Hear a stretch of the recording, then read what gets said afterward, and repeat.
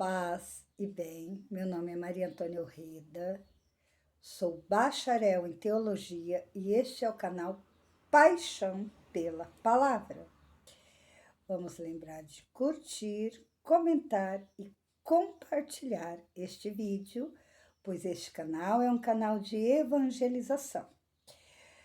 Como eu havia prometido no último vídeo que nós estávamos estudando Josué, o livro de Josué, eu fiquei de falar o que é uma teocracia. É como se o governante fosse um deus. É o regime que eles viviam. Então, o governante era um deus. E os povos tinham que adorar, render reverência e respeitar o governante como um deus. E também prestar cultos aos deuses deste governante, tanto ao governante, que era um deus, como aos seus deuses. Então, eles tinham uma religião politeísta. Politeísta.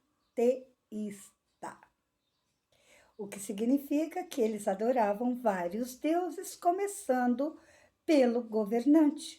O faraó, no Antigo Egito, era considerado um deus.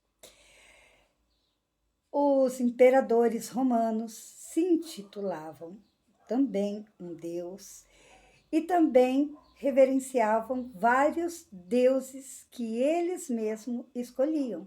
E os povos eram obrigados a reverenciar tanto o governante como um deus, como os deuses do governante. Nós e o povo de Deus somos considerados monoteístas. O que isso significa? Nós adoramos um só Deus. Eu sou Deus de Abraão, de Isaac, de Jacó, de Moisés, o nosso Deus. Não o meu, que eu não sou egoísta quando a gente fala o meu Deus. Nosso Deus. Anatema. O que significa a palavra anatema? Anatema é uma excomunhão, aquele que não entra na casa de Deus. Então, quando alguém faz algo muito sério, muito grave, ele é excomungado. Ele é considerado um anatema. Inclusive, muito sério, e devemos nos atentar que quem não reconhece o Papa, um servo de Deus, escolhido por Deus, e quem não reconhece o primado papal, está cometendo um anatema, porque nós vivemos em comunhão. E um anatema vive apartado, então ele vive a excomunhão.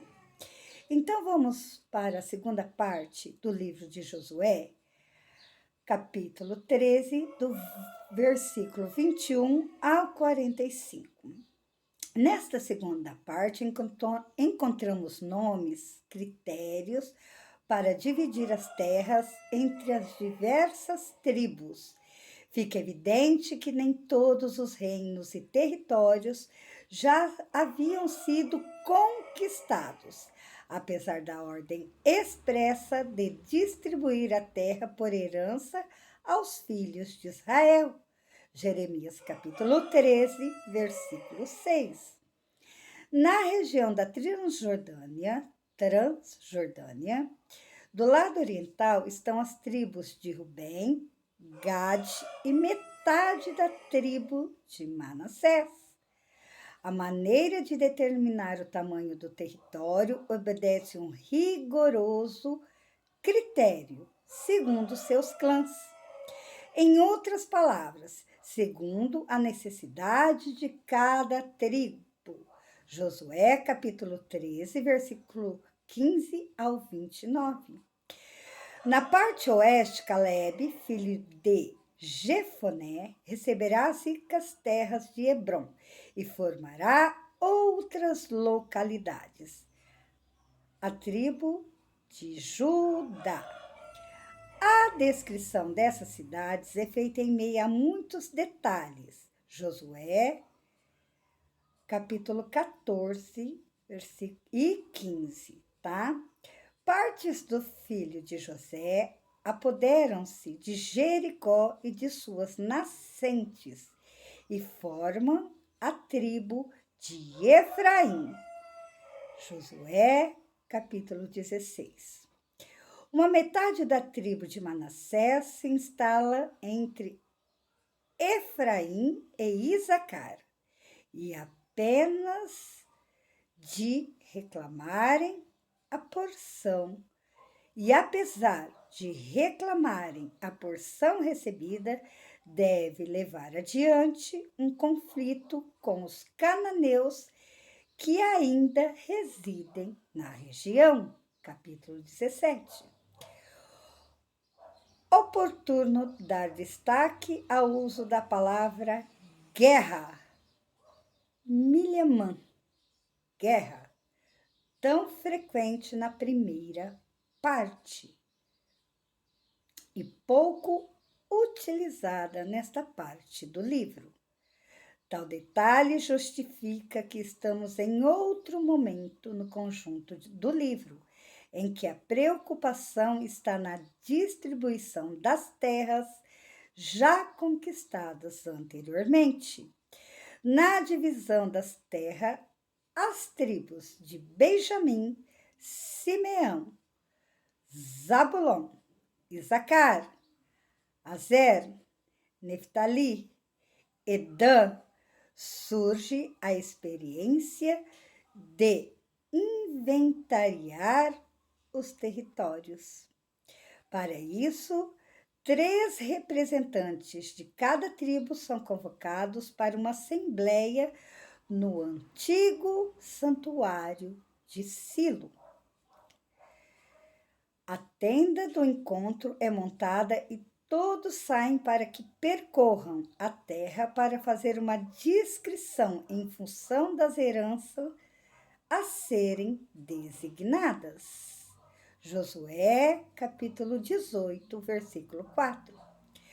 Josué lança sorte e a distribuição acontece entre as 7 tribos: Benjamim, Simeão, Zabulon, Isacar, Aser. Essa descrição das terras acontece por uma narrativa em um verdadeiro zigue-zague que garante terras para as 12 tribos, com evidente destaque ao grupo de Judá. Sede dos autores responsáveis pela redação final do livro.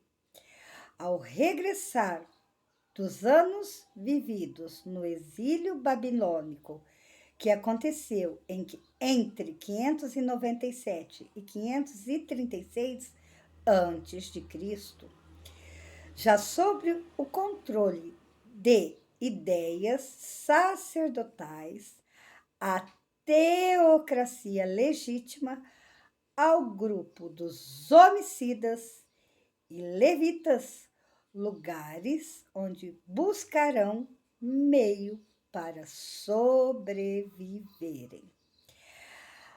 A descrição considera as teses ditas em Números, no capítulo 35, versículo 9 ao 34, e Deuteronômio, capítulo 4, versículo do 4 ao 43. Trata-se de garantir a vida diante de casos qualificados como homicídio culposo, quando o crime acontece por um incidente ou uma negligência. Nessas cidades, o homicida era acolhido e permanecia longe dos parentes próximos das vítimas. São designadas a cidade de Sedes, Siquém, Cariate Arbe, Bozor, Ramote e Golã. Josué, capítulo 20, do versículo 7 ao 9. Já para os levitas e seus familiares, são designadas 48 cidades com suas pastagens. Josué, capítulo 21 ao 41. Uma conclusão. Exalta o Senhor de Israel, que entregou a terra e fez viver tranquilamente em suas fronteiras todas as 12 tribos. Todas as promessas se realizaram. Josué, capítulo 21.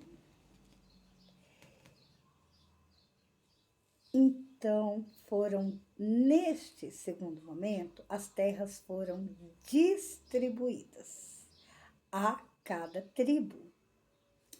E nós podemos falar assim, mas também foi distribuído terra aos homicidas. Aqui deixa bem claro que foram pessoas que não tiveram intenção de matar ninguém. Foi um acidente, foi uma adversidade. Então, para que essas pessoas não ficassem próximo das famílias das vítimas, que, lógico, perderam seu ente querido, infelizmente, o homem sempre quer justiça ou vingança. A justiça é divina, né? A vingança é humana. Então, por isso que eles fizeram essa divisão. No próximo, nós vamos ver a terceira parte do livro de Josué. Vocês perdoem os barulhos, é que esse vídeo não é profissional. Então, por mais que eu tente, sempre aparece um barulho ou outro, tá bom? Paz e bem, até a terceira parte do livro de Josué. Deus os abençoe.